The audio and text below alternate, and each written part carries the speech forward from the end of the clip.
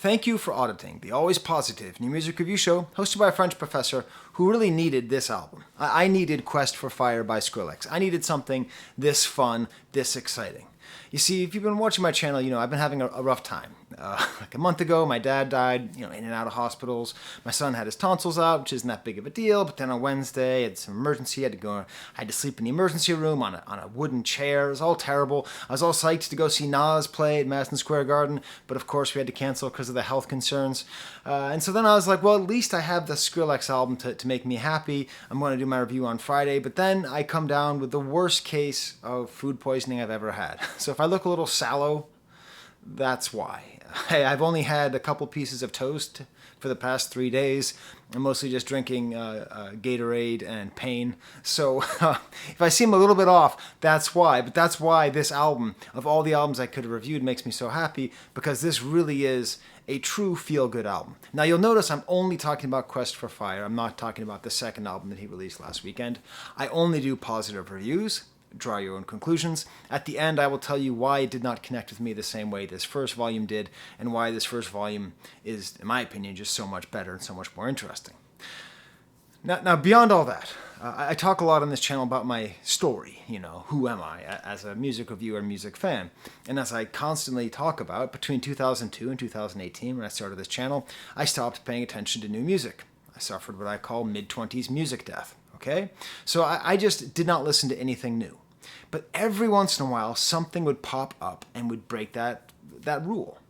And one of those artists was Skrillex. I was driving with my brother Amos, who's sort of into hip-hop and electronic dance music. He got me into those kinds of music. And he listens to mostly, kind of like trancey stuff. I don't know. He was explaining to me. Armin van Buuren, I think, is the guy he likes. But randomly, he played something that he thought I might like. Benny Benassi Cinema remix. And the beginning of the song is sort of like everything I hate, just like, you're my cinema, I could watch you forever. It's okay, it's fine. But then I heard for the first time in my life the dubstep, the bro step drop. Waka waka. For the rest of this video, I'll be referring to that as the waka waka. Okay? W-A-K-A, W-A-K-A. That drop badass moment. And what was so important to me about this waka waka moment was that it helped to connect me to the feelings that I got from the electronic music that resonated most with me when I was young, like back before I had my mid-20s music death. Like whatever, Chemical Brothers or Prodigy or Fatboy Slim. Just a certain amount of like aggressive, energetic, just head-banging emotions, badass is a cheesy word. Badass, racky, just like hard. Sort of like the same feeling that I would get listening to Led Zeppelin in middle school was the feeling I would get listening to Chemical Brothers in college, would be the same feeling I would get right here driving down my street. I remember where I was when I first heard that drop. And I just realized, like, this is it. Like, this is what I've been looking for in electronic music. Now, ever since that first moment, I have to admit, I've been filled with a fair amount of disappointment. I've wanted that just over and over and over again. At least that's what I thought I wanted. So I went out and I bought Scary Monsters and Nice Sprites, or Scary Sprite and Nice Fanta. I forget the name of the album, but his big album there. And it was good. It was short.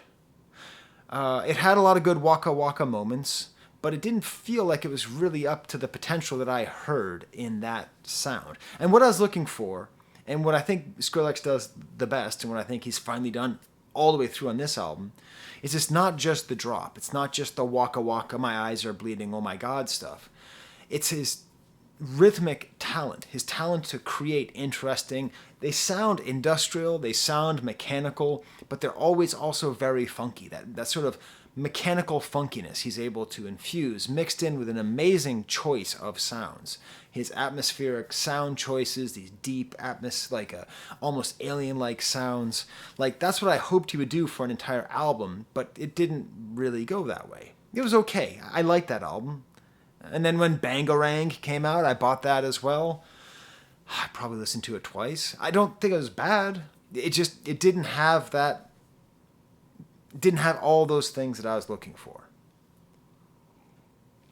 I'm going to be drinking more water than usual. on this video. I'm not even drinking coffee right now, so I have a little caffeine headache as well. It's real. You know, when I think about Skrillex, and I think a lot about the way people talk about him, I think I'm often brought to what I think is perhaps the absolute best piece of music journalism on YouTube. I mean, FT Signifier has a couple of videos, Lauryn Hill, Kanye videos that are perhaps better. But this is really high up there. The video called All My Homies Hate Skrillex by Timba on Toast. And it's such an amazing personal tale, and it helps me to understand somebody who obviously was not living in England and loving dubstep. I didn't understand how much death Skrillex brought to the dubstep scene, what dubstep used to be when it became replaced by brostep. And while I would like to totally encourage you to watch this review, this great video, I'll include a link in the description in case you haven't seen it, the central premise is flawed. So the idea is this.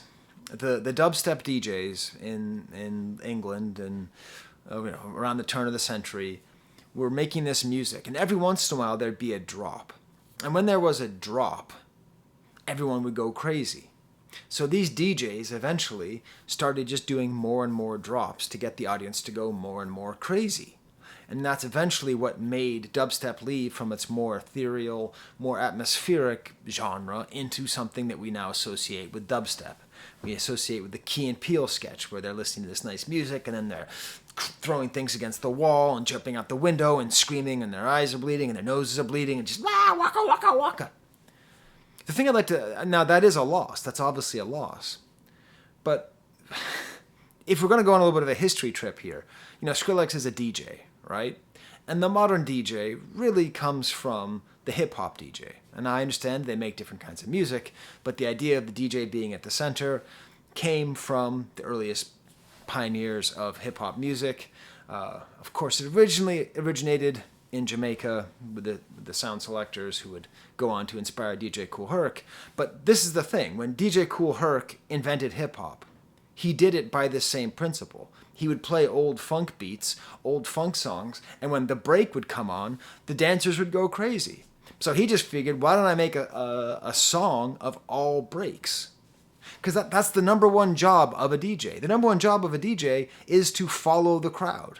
You're not supposed to be cooler than the crowd. If you're a good DJ, you're not cooler than the crowd. You're not making music for the people in the back who aren't dancing. You're only making music for the people who are dancing. So that's my little sort of counterpoint to this idea of brostep killing dubstep. Aside from that when I think about what I like about Skrillex in general, I think about his most famous sample, right? Yes, oh my God, which was on the Scary Monsters and Ice Sprites. I think that's the name of it. Tell me in the comments if it's not. And give me a thumbs up. I'm doing this despite the fact my stomach's all messed up. I feel terrible. The Oh My God sample. Because it sounds badass, and I remember hearing it thinking it was like a sample from like a horror movie, or maybe even a porno, or something kind of dark and dirty. Yes, oh my God. Like I remember listening to the song with my kids and being a little bit worried about what it was from. And then I look it up and it turns out it's from a cup stacking video where it's like some teenage girl is able to, I don't know, stack cups in a certain period of time and she gets so happy. This sort of like false danger and true innocence of it really feels like that's at the heart of a lot of Skrillex's music. He just feels like a nice guy who grew up in a nice part of Los Angeles, who just hangs out and makes music and just does that. And his music might be waka waka waka, but really he's like the cup stacking girl. Like every single time he makes a good piece of music, he's that girl saying, yes, oh my God. So I think that's sort of the essence. It was hard for me to, once I saw a picture of him, it was hard for me to really approach him because the generational divide feels so great. He feels so millennial, you know? I mean, the half-shaved head and especially the spacers and the ears, which are like, you know, millennial bell-bottoms. You know, like I just see those things, I just sort of really feel that kind of distance. But all that stuff is silly. You know, all that stuff is silly. And what's been amazing is he's managed to be low-key. Since he blew up and became the face of electronic dance music and became the source of anger for all the hipsters who, hate stuff that other people like. He just kind of went on producing stuff. He's still a producer. I'm sure he was still, going to Ibiza and making $1 million a show, whatever it is that he does. But he managed to stay low and then release this album. And this album is everything that I would have ever wanted. No, it's more than everything I wanted. It's better than what I wanted from Skrillex. It's got that great production, very refined production. I think if you compare this to Scary Monsters, it's really actually much finer produced. There's a lot more interesting details. Great, interesting guest spots. Just very, some unexpected, some expected. Awesome, wonderful waka waka moments. But what this album did that I didn't think it could was the waka waka moments are not Key and Peele. They're nuanced. Yeah, he gets racky with these waka wakas, really he does, but it's never at that point where you want to get a vegetable peeler and just peel the skin off your hand and go, that's how you feel when you listen to that kind of super bro steppy thing. So I don't know how he managed to do this for an entire album. Make songs where the songs are totally good on their own. They totally exist on their own. I think one of the problems maybe with some of this bro step music, speaking of pornography, is that, kung fu and pornography movies have the same problem. You're just sort of waiting for the thing that you're waiting to see. So everything in between that is often clunky and bad. Godzilla movies have the same problem. So to a certain extent, the waka waka moment in a bro step song and a dubstep song becomes like Godzilla, becomes like the sex scene, becomes like the fight in a kung fu movie where that's what you're waiting for. That never happens on this album. Every single time there's a waka waka, you're psyched about it, but it's not the only reason you're listening to the song. Unlike the cinema Benny Benassi thing that I'm talking about. It made me realize how modular all of his production has always been. Just by that I mean little different chunks of songs. And I wonder if that isn't going to help in the TikTok age. I have this sort of theory I've been working on for the past couple of years that TikTok is really encouraging modular production where each song has multiple different sort of stages that it goes through because you can make TikToks of different stages of different songs. The best example is In My Feelings by Drake. So, I don't know.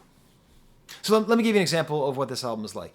Whenever possible, I try to have the first track or the title track be my stamp. So click above the Benny Banana, and hear the song Leave Me Like This featuring Bobby Raps. This has all that modularity I'm talking about. The beginning has this aching singing. It's pitched and slightly hyper poppy, but then there's these descending, echoey, haunting vocals that are layered over, and that's just the first 15 seconds. And then one of these weird samples that Skrillex is able to find, or just people speaking, "Please don't leave me like this," starts. And then we get what can only be described as a very house snare, like a house music snare. Weird little samples, the Golden Boy still pimping, and then it leads over to this drop. But what's cool is that the singing is still going. Before we even get to the drop, the singing just keeps going. Please don't leave me like this. Please don't leave me like this. And this is one of the big themes of the album about, it seems like, that you're partying with somebody and they're super high and you can't leave them alone. That's the face of it. I would assume there's a deeper level, meaning don't leave me like this in life. So sort of on the micro, it's a I can't maintain, make sure I don't do something stupid like get a vegetable peeler and peel the skin off the back of my hands. Or it's a more general thing of hey, be there for me, friend. It's not super important. The lyrics on this album aren't super important. But then that house snare just gets faster and faster, and then we get to this great waka waka drop. These bloopy sounds in the back, the brassy synth bass. All the way throughout the album, he seems very influenced in a very good way from drill production. There's these cool, messed up toms in the background that are descending. Then we get to another gentle part. All these little sections leads to another drop. This time, each time he does a drop, it's a little bit different. Each waka waka section is a little bit different. So this one has, don't get it twisted, and you hear, oh my God, but there's a slight difference. If you listen, it's very cool. There's this melodic drum machine tom. So, toms on the drums are the do do do do do do do. So like he sort of has this nice descending melody and then this great metallic sound all the way through. And it's a perfect example of this new restraint that he appears to have. I have to drink some water. Next song is called Rattata, featuring Missy Elliott and Mr. Oizo. Now, I don't know if that's on purpose. But I know it's not on purpose. It's just a coincidence. These are two albums I bought last year. This album came out last year. This album came out a long time ago.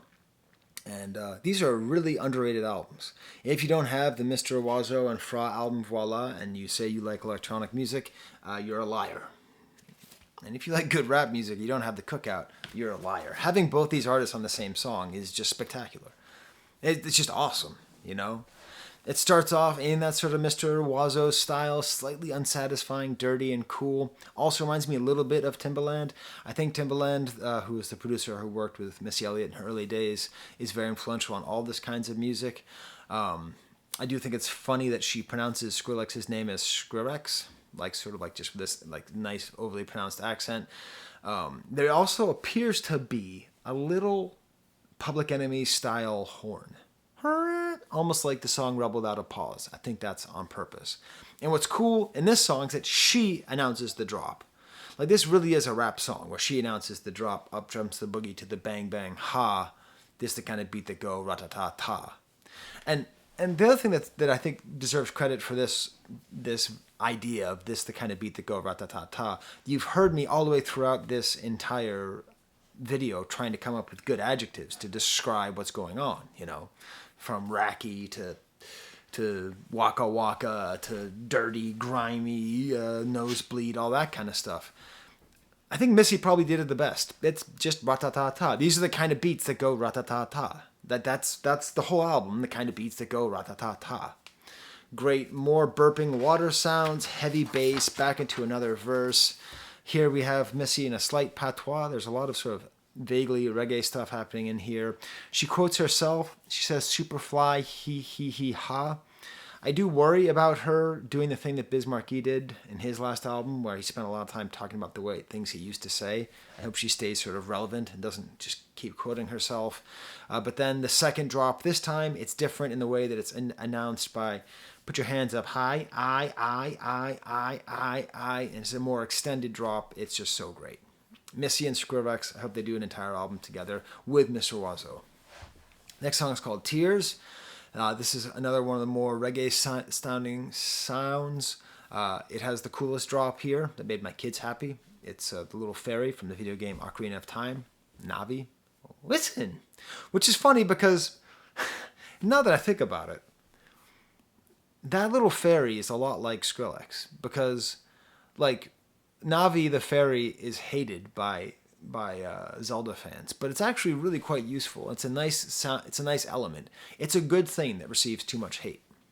Listen, crazy awesome sounds in this Waka Waka section. I've been trying to figure out how to even define it. So the sounds that he selects, right? Because that's the thing, what do you do when you don't make music but you make music? Part of the thing you have to do is you have to find sounds. It sounds like the sound that two bricks make when they hit each other. You take a brick, that weird sound. But it rolls up. It's super fast. It's really hard. It's really hard to describe. A nice cool appearance by someone named SleepNet, which is also the name of this week's sponsor. SleepNet delivers to you mattresses in over 3 different styles. They come in a box and they smell like garbage. Singing in the back with nice parts. Once again, the second drop is subtly different. Use promo code Professor Sky. Sorry. That joke is so bad because I'm sick. Normally I'm funnier. That's not true. Rumble is the next song. Beautiful. Just, oh my God. Seriously, the first 5 tracks on this album are just so good. I mean, if this were an EP, just those first 5 tracks, damn. And it's funny because it starts off with someone saying, "Hear the rumble." So my daughter ate some Ethiopian food earlier in the week, and that was she loved it. She thought it was great, but obviously it can have an effect on your stomach. And so her joke was that that's how she felt after eating the Ethiopian food.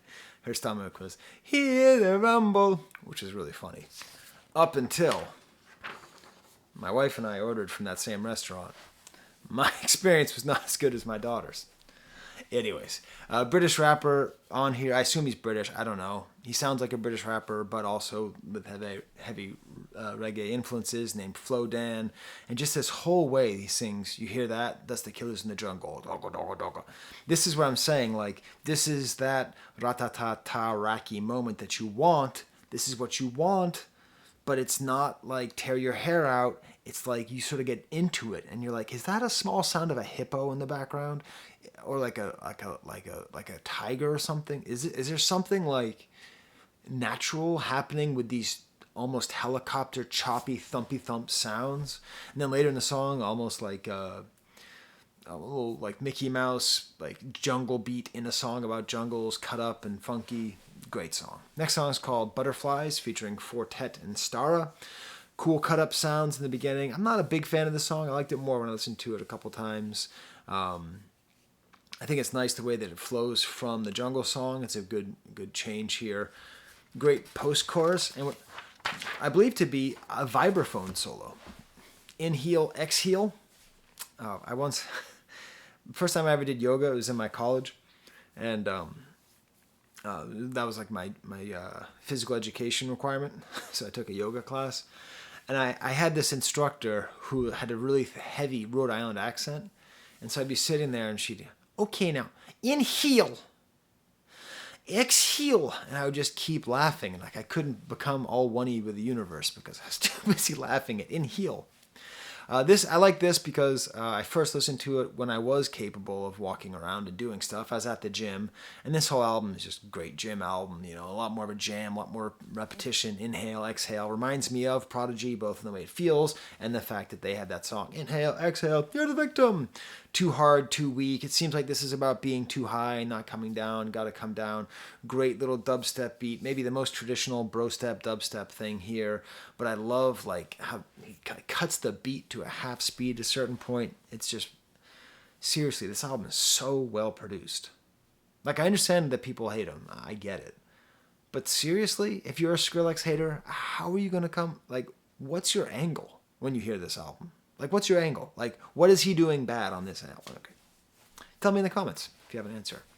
A Street I Know, cool song, more drill style bass as well, then also kind of housey at a certain point. Talks a lot about being home. That does seem to be a big theme in this album too, sort of like the need to be home, need to feel safe. A very cool soft drop here with this great percussion and like these soft arpeggios and like this little like video game sound almost, and even a little siren. Okay, I need water to talk about this next one. Xena. Nothing to do with the warrior princess, as far as I know. Fully in Arabic. Tons of ululations. I don't know if this is inspired by DJ Snake and his big hit from last year. It's a sample from Nai Barghouti, who's a Palestinian singer. And that's cool. The sample's cool. The song's cool.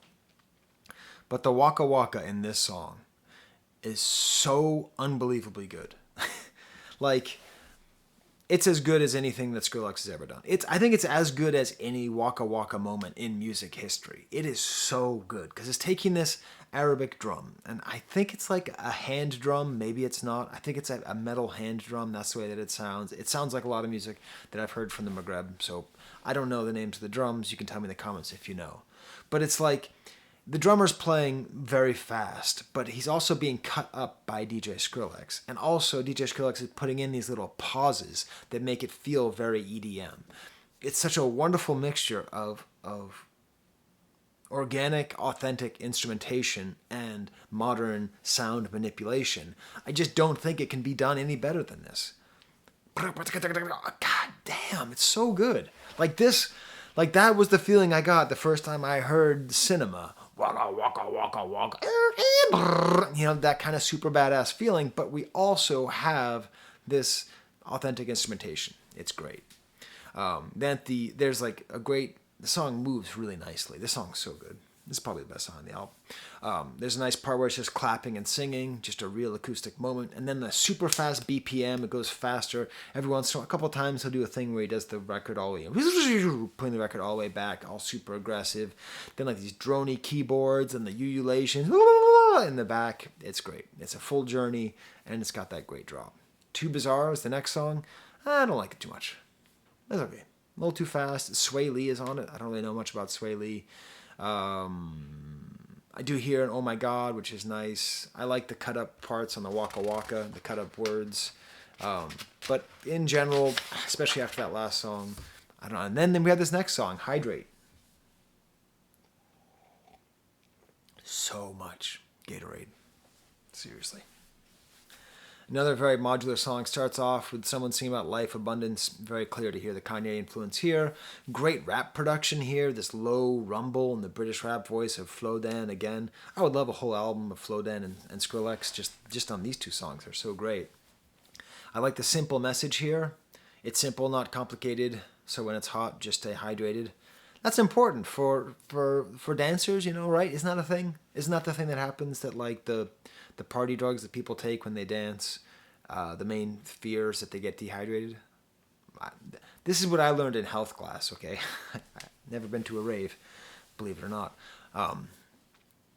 But it's a good message. It's never a bad time to remind people to hydrate, okay? And that goes for you too. But I love here is then gets into a different modular part where it's all Beam doing a full-on reggae part, and then Floatin' comes back, and there's even like an 80s pop bit towards the end. Weird interstitial, Warped Tour 05 with Pete Wentz. I guess this was before he was big. He was in a band with Pete Wentz from Fall Out Boy. And so it's them being interviewed, and all you hear Skrillex say is, yeah. So, good space, featuring Stara, great bounce part, great thumps underneath, such amazing rhythm. Again, very badass, but also very, very heartfelt. And then I erased my notes by mistake in the emergency room, and this is what it says on my notes. White fluffy stuff is how it scabs over. Couple hour procedure to see if the clot leaves. So, that's all I have to say about that song. It's been a rough week, y'all. Supersonic, My Existence, I think is a remix or something of a Dylan Brady song of 100gex. Great, simple, sweet voice, cut off and made grimy. I like how it's like my exist, and then the word existence gets cut off. It's kind of gargle, gargle, gargle, waka, waka part. Gentle and layered. I like the sort of religiousness of this. Supersonic, My Existence, You Can't Resist Us. Hazel Theme is, I think, the only track where he's credited as the only producer. It has a Hilary Duff sample. What's cool is that, like, the word I is used rhythmically. It'd be like 1, 2, 3, 4, I. And all these little other words are syncopated right off. So it's like I, kiss, I, oh, I, kiss, I. It's interesting rhythmic play. I mean, for like a dorky kid from Los Angeles, he's got amazing rhythmic sense. Still here with the ones I came with Porter Robinson, another artist who I really like. And the idea of Skrillex working with Porter Robinson like makes so much sense to me. Like the importance, I think maybe, I don't know, but maybe the part of the importance of Skrillex is just like that, the sort of positivity, the yes, oh my God dorkiness of it. Like the idea that you can be cool and not cool at the same time. I think that's really important to the current generation of electronic music makers. Because that's the thing, Skrillex is always cool and never cool, right? So that's awesome. Very airy and cool, nice message about staying with the people that you came with.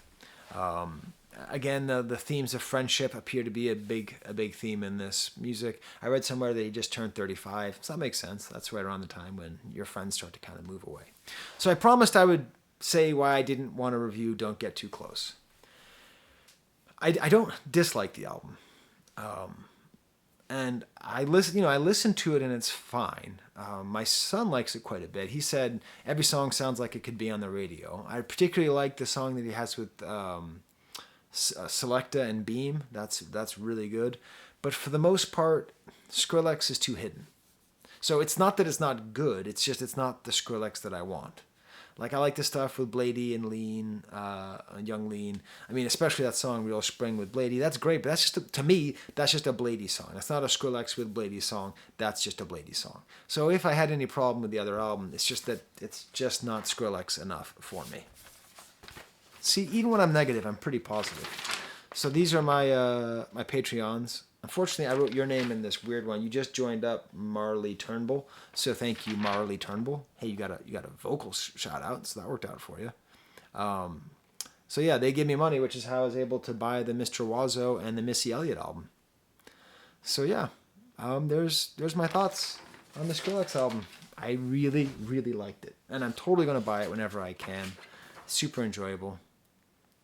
That's what I made, and I put it on Instagram. If you don't follow me on Instagram, you miss this kind of horse hockey. So there you go.